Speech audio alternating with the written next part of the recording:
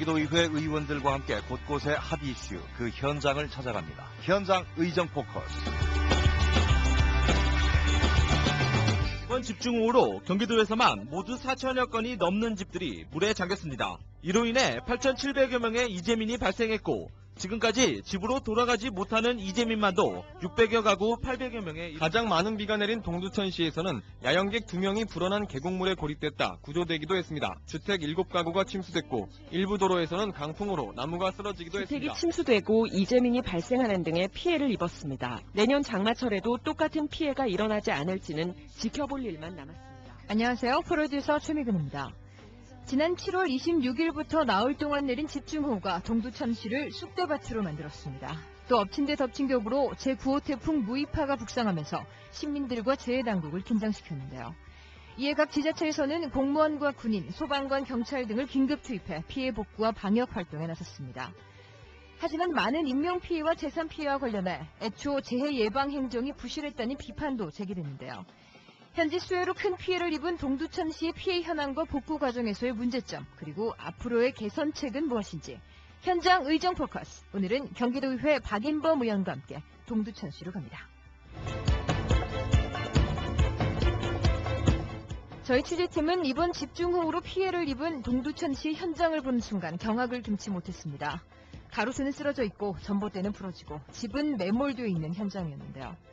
수해로 인한 피해를 복구하기 위해 동두천시와 군부대 그리고 자원봉사자들은 내일처럼 많은 도움의 손길을 주고 있었습니다. 하지만 이런 노력에도 불구하고 복구 작업은 난항을 겪고 있었는데요.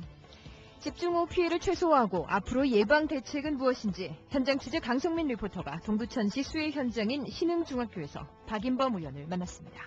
박인범 의원님 반갑습니다. 먼저 경기방송 청취자분들께 인사 말씀 부탁드리겠습니다. 청취자 여러분 반갑습니다. 동두천 폭우로 인한 수해 피해에 대한 그런 것을 살펴주기 위해서 이렇게 내려오신 우리 경기방송에 감사를 드리겠습니다. 네, 동두천시는 지난달 26일부터 29일까지 집중호우로 많은 인명과 재산 피해가 발생했습니다. 홍수로 인한 동두천시의 피해 현황부터 말씀해 주시죠. 물론 경기도 내에 많은 그 피해가 있었습니다. 하지만 우리 동천시가 집중적으로 더 많은 가구의 침수, 이재민 이런 그 피해를 많이 보게 됐는데요. 인명피해는 6명이나 됐고 548명이나 이재민을 우리가 발생시켰고 주택과 상가 침수는 270개소가 침수 및 파괴가 됐습니다. 그래서 당일날은 물이 온 시내를 이렇게 차 들어와가지고 고생을 많이 했죠. 그래서 그 이후로 대중교통도 한동안 끊긴 지역도 많이 있었고요. 지금 우리 시는 극복해 나가려고 노력을 많이 하고 있습니다.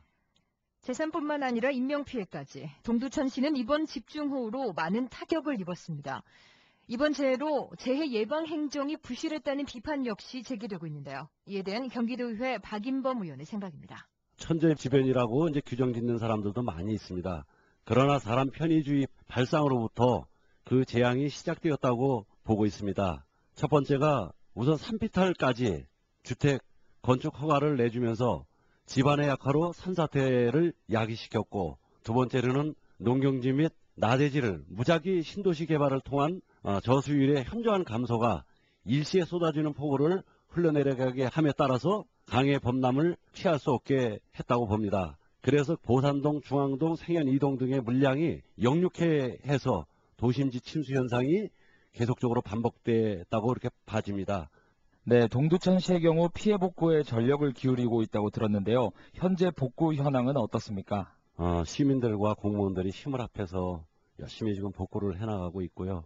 산사태가 우리가 한 169개소가 났는데 지금 22개소는 이제 복구가 완료가 되고 나머지는 지금 해가고 있는 실정에 있고요.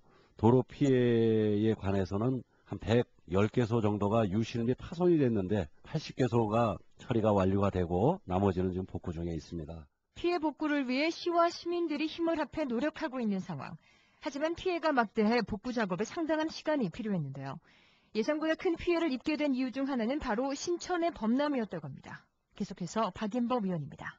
특히 신천이 범람하면서 피해가 컸는데요. 신천 빗물 펌프장 증설 등 대책은 어떤 것들이 있나요? 현재 저희 빗물 펌프장은 이제 설치한 지 10년이 경과가 돼서 시설이 이제 노후화되어 있고 시설 용량이 부족한 바 용량 상향 조정을 하고 저수조 확충을 하면서 펌프장을 또 이설하는 등 많은 노력을 이번에 해야 될 것 같습니다. 그래서 지난번에 도지사님께서 내려오셔서 우리 실국장 회의를 하면서 수해 대책에 대해서 논의한 그 자리에서 도비 예비비로 5억 원을 투입을 해서 우선 시작을 해나가고 잔여 사업비는 특별재난지역 선포 이후에 국비를 확보해서 확충 내지는 정비 사업을 해나갈 예정에 있습니다.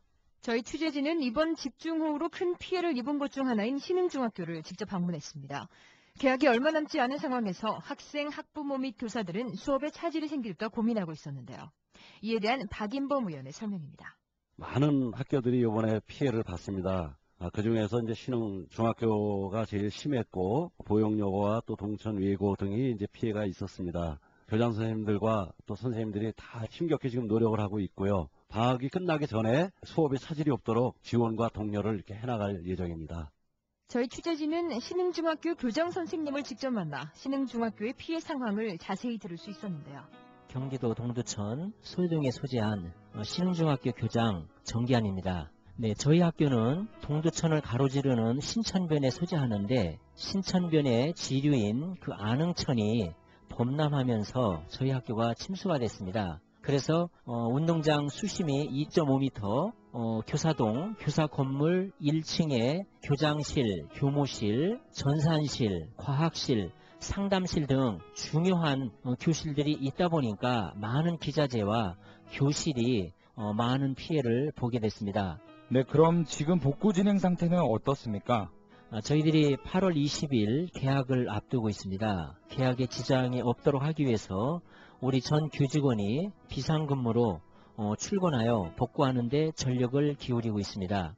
또한 동두천시에서 물자 지원을 해주고 있습니다. 포크레인과 덤프트럭 등을 많이 보내주어 복구하는 데 큰 힘이 되고 있습니다. 저희 자매부대인 보병 28사단 장병들이 많이 와서 복구를 해주고 있습니다. 26사단, 25사단, 65사단 등 주변의 사단에 있는 병사들도 많이 오고 있습니다. 또한 주변에 여러 단체 또 우리 시민들이 봉사활동을 해주고 있습니다. 많은 자원봉사자들의 손길까지 더해져 복구가 진행되고 있는 상황. 하지만 컴퓨터를 비롯한 교실 기재자들이 물에 젖어 손쓸 수가 없는데요. 경기도의회 박인범 의원은 특별재난지역으로의 지정 등 동두천시의 수해 현장에 좀 더 많은 도움의 필요성을 강조합니다. 수해는 일개 시군이 수방 대책을 잘 강구한다고 해서 해결되는 것은 아니라고 생각합니다.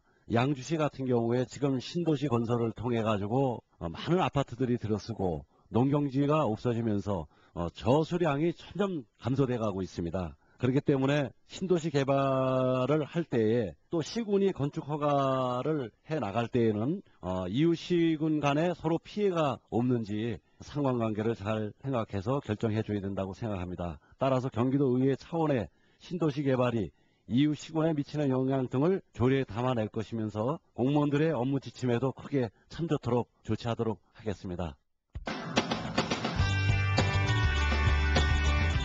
이번 집중호우로 인해 동두천 시민들은 생활에 큰 피해를 받게 됐습니다. 물론 천재지변이라 어쩔 수 없는 일이다라고 말을 할 수도 있지만 평소 예방대책을 철저히 준비했다면 이렇게 큰 피해는 막을 수 있지 않았을까요?